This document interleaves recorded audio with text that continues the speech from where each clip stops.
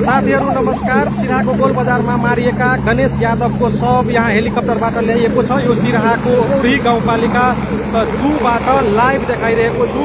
यो सिराहाको उरी गाउँपालिका 2 मा धरानबाट शव ल्यान्ड गरिसकेको छ यो हेलिकप्टर र शव यहाँ उतारेर एम्बुलेन्समा राखिँदैछ।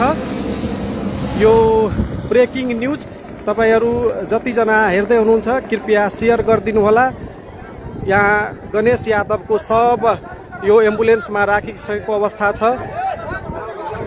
यहाँ हेर्न सक्नुहुन्छ कति भिड छ, ठुलो भिड छ यहाँ र तीनै तहको सुरक्षा निकाय परिचालित छन्। नेपाली सेना, सशस्त्र प्रहरी र नेपाल प्रहरी यो एम्बुलेन्समा गणेश यादवको शव राखेर अहिले उनको घर लगिँदैछ। यहाँ हेर्न सक्नुहुन्छ गणेश यादवको शव।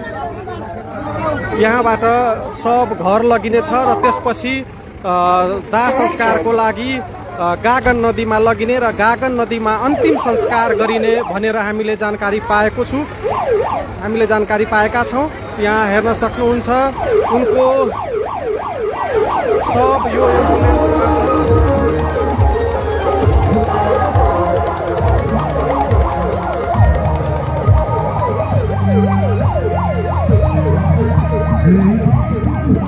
साथीहरू यो गणेश यादवको शव ल्याएपछि यहाँ ठुलो भिड उर्लिएको छ।